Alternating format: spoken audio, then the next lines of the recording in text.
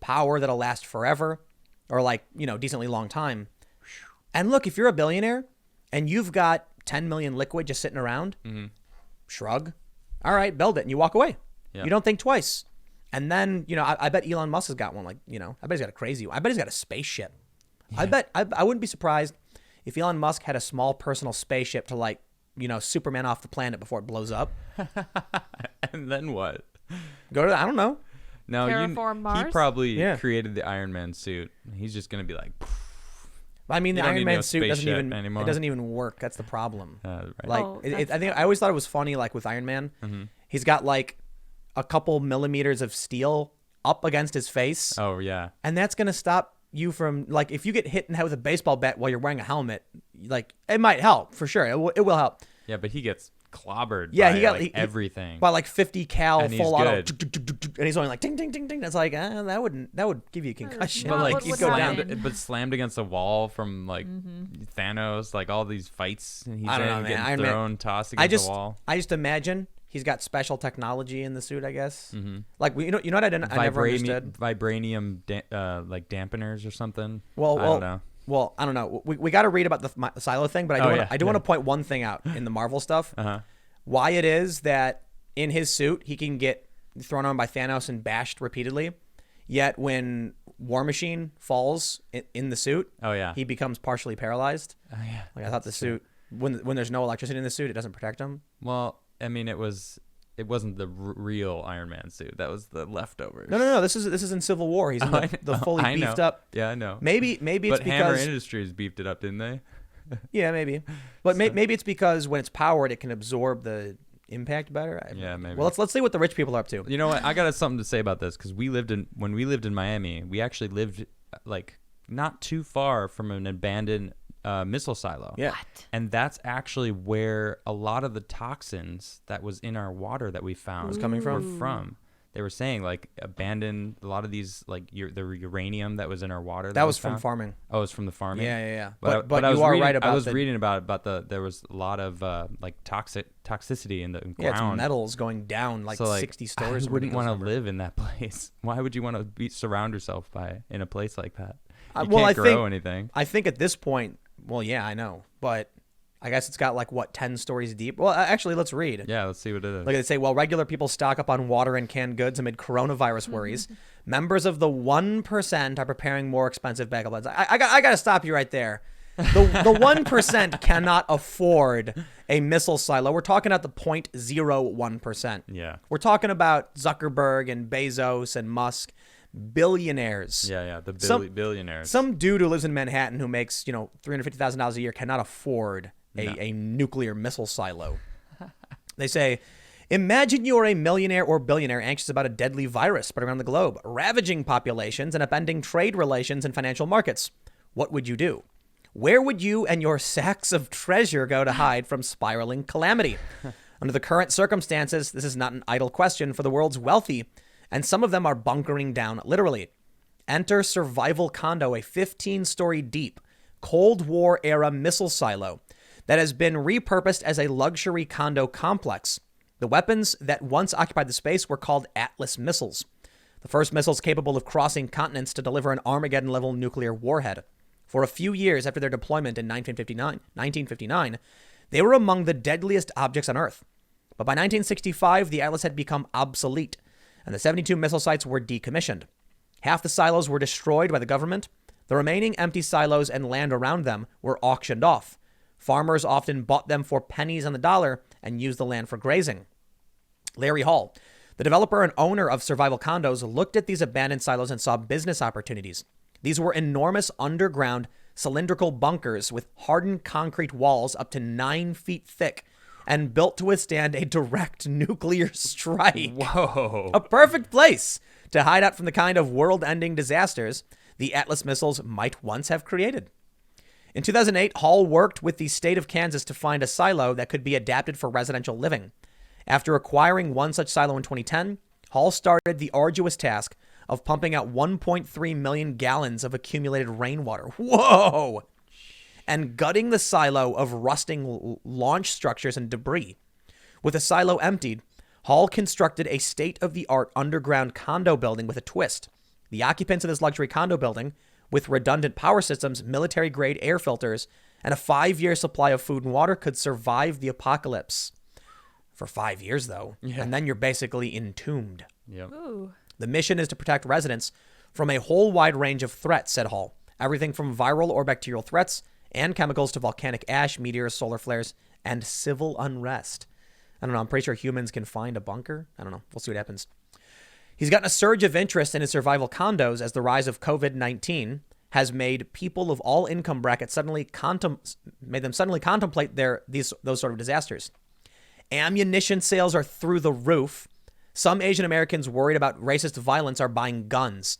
Hand sanitizer is in short supply, and people are bulk buying toilet paper, even if they aren't sure why. Yes, and we talked about that at great length. Stores that sell products like survival rations have seen huge sales spikes. My Patriot Supplies, an online retailer of emergency and survival gear, is so overwhelmed that its website warns would-be preppers about supply shortages and long waits. National demand for storable food remains near 100 times normal volume. Shipping will be delayed on orders, potentially 8 weeks or more in many cases. Complete checkout to reserve your place in line now, reads a pop-up on the site. Full disclosure, that's the company that I was promoting. Is it? I was thinking That's it it. was. Yeah. Yeah, so I that's thought so. that's through a special site for my, like, it's an affiliate program kind of thing. So, you know, I absolutely promoted them, I think maybe like 5 or 6 times. And it's crazy because when I first decided to shout them out, I started thinking, first of all, I was late to the game. Yeah, you were. A lot of people had been doing it well in advance. They were like, this might be it. And for me, I'm like, nah, I'm too milquetoast. But then finally, I was like, when I saw the Senate confirmation thing, not the confirmation thing, the Senate testimony where they were like, this is going to get bad. I said, hey, maybe it's a good idea to do this. 3 days later, the volume was so insanely high. Yep. They were like, you're going to wait 9 weeks. Hey, 9 weeks is better than nothing, though. That's a good point. Yeah. If it makes it. Yeah. Atlas Survival Shelter says, after Survival Shelter, which sells a wide range of bunkers and shelters as well as survival materials, has also seen a huge spike in the sale of their survival goods, especially food. Supplies are sold out, said Ron Hubbard, the president of Atlas Survival Shelter. There is nothing to buy and no suppliers to refill supplies. Oh. Hubbard added that there has also been an uptick in interest in their survival shelters, the cheapest of which starts at $35,999. If non-billionaires are shelling out that much money for backyard bunkers, it stands to reason that the wealthy are doing something similar. Survival condo units cost $1.5 million for 900 square feet or $4.5 million for 3,600 square feet, and prices can go higher if you customize the space. For example, one Saudi customer opted to add an underground mosque as well as a concealed subterranean James Bond-style helicopter hangar Jeez. linked by a tunnel to their unit. Man. That's cool. Each unit is equipped with an upscale modern kitchen and bathroom as well as virtual windows, wall screens that show a video relayed current view of the outside world. The building also features a gym, a swimming pool, and a movie theater, alongside waste processing facilities, a shooting range, a dog walking area, a classroom, and aquaculture. In the past, Hall told Vice, sales have been relatively slow. Few can afford the price, and not many of the planet's wealthy are so concerned about the end of the world that they're rushing to spend that much on a backup plan. But in the era of COVID-19, that is changing.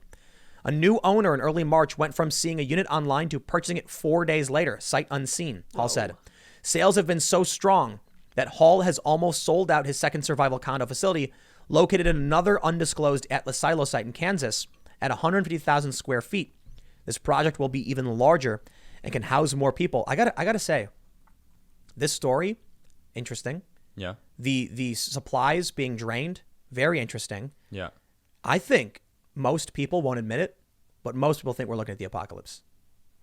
Maybe not most people. A lot of people do. The people that are rushing in and buying all the toilet paper, Yeah. maybe the reason is they don't think there'll ever be toilet paper again. Like what he's saying about this bunker is interesting, that some guy just showed up without even, or not showed up, but like went online without even looking at it, said, I'm dropping millions of dollars on this.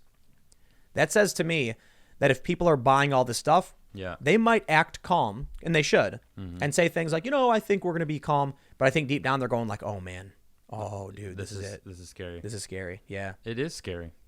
Yeah, dude. It's scary. I mean, the potential for wrecking the human population is very high. I don't think I could live in a bunker like this, man. Look at this photo. I mean, it's cool. Like, that's really cool. I'd like to visit it. It'd be fun to go there once or twice, but to live underground like that, I don't know, man. I think I could do it. I don't think so. Like Fallout? I play video games. I escape into another world. So like, that's how I would go still. Well, I should probably put it this way. Into the world. If I had to do it, You could. yeah, I could. Yeah. I wouldn't want to. I think if you could kind of keep yourself thinking that you could just leave any time, it might be a little bit easier. But if you're like, oh my gosh, I have to be here, there's nowhere I can go, you would end up pacing around no matter how big it was, Yeah. and no matter how nice it was. Do you think the government has a bunch of these like in Fallout? Definitely. I think they do, for Totally sure. do. For sure. Yeah. There's like a network Isn't there of one under the White House? like we know underground about? tunnels and For stuff. sure. Yeah. I'm pretty definitely. sure. Yeah. And then in X-Men, Magneto pulls it from the ground. Oh yeah. And That was then an awesome movie. Yeah, it's cool. But that was a good one.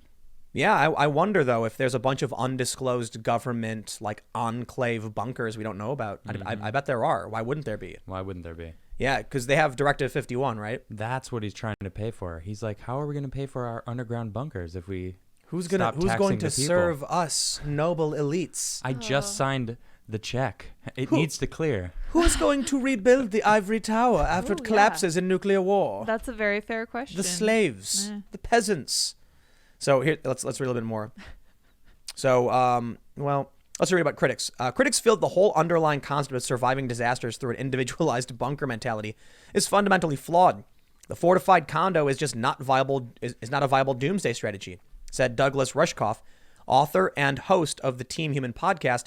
It's a Western billionaire's view of the world. Totally. I agree. So true. Yeah, you need a community. You need like a group of people that Look, he says all that. know how to do different things. Oh, Yeah. really? Is this Look, yeah, Go ahead. Rushkoff argues that our survival, both as individuals and as a species, relies on our ability to come together as a community Boom. and work together towards the common good. exactly? Yep. I don't think there are any justifiably positive reasons for people to do this. Sort of isolationist doomsday planning as an investment, Yeah. said Rushkoff. Hopefully, as they proceed through this terror theater, they will come out the other side and realize the only real solution is to all be in this together. Bring human in as being human is a team sport. Yeah, that's the thing. Like, how did humans survive as long as we have? It's because we banded together and taught each other, and you know, down the generations, we continued the information and grew the information and learned more and more together as a group. So if we start isolating ourselves, Yep. and even if it does hit, and you know, it's the apocalypse, and we're all isolated in our little bunkers, Fallout. everyone's just gonna die in different times. They're Right, in like, different oh, bunkers. All right, yeah, in different bunkers. Yeah. That's it. Exactly. So what we actually need to do is, instead of building individualized multimillionaire bunkers, we need community ones. We need but Zion, that's like Yeah. Fallout. like the Matrix. You know. No, but that like in I mean, that's at the core of the Earth or whatever. But you know, they were all. It was a community down there. Right. But think about it this way: in Fallout, if you've played Fallout 4, you hear the sirens, you run to the vault, and Yeah. they're like, "Not you, not you, you," and people are outside screaming. Yeah. And they're like, "So you can't come in." Yeah. And then, you know, aside from the fact that Fallout, they do experiments on the people in the vaults, like let's True. put that aside. Yeah. Could you imagine if instead of this, the U.S. government invested in community bunkers for emergency survival, and then when the time came, you go, and they're like, "You're on the list, Mr. Krigler, come on in." Yep. And then you're like, "But what about, you know, my friend? What about nope?" But he's Tim Pool. Nope. And I'm like, "Adam, please don't leave me. I don't want to die." Sorry. And Tim. you're like, "Pfft, I'm like, peace. every man for himself, bruv. Welcome to America." Rude. No, Adam. And then No regrets. no regrets. No, but I mean, I do think it's a good point, and it's kind of how he ends the article. So I guess we can, you know, wrap up there and try and grab the last few super chats. But Yeah. I think it's Oh, we got 5 minutes. We gotta. yeah, we got to get gotta to bounce. it. So we will wrap this one up here. You look, if you're going to be in a bunker, at least you won't die, right? You'll live, For a little longer. and then you'll come out 5 years later, and there's a society, and everyone's oh, that's a movie. they come out and it's No, that's a real movie. That's with Brendan Fraser. Yeah, that was hilarious. They think the world ended. Christopher Walken's his dad, and he's Yeah. like, "No, we have to go down." Yep. Because a plane lands on their Right. house or something. And then he comes out 35 years later, and like everything's normal. yeah. Yeah, it's you should. That is a Check funny that out movie. now, yeah. Thanks for checking out this segment from the Timcast IRL podcast. We do the show every Monday through Friday at 8 p.m., sometimes an hour or two. And we do have a full live recorded version of the show that includes a lot of comments and smaller segments you probably don't see. If you want to check that out, you can watch live at 8 p.m. Monday through Friday, or Become a member of this channel, and for $5 a month, you get full access to all of the recorded podcasts. Every day after the show, we make them available in the community section of this YouTube channel. So don't forget to subscribe and stick around for more segments and more shows Monday through Friday at 8 p.m. Thanks for hanging out, and we will see you all in the next show.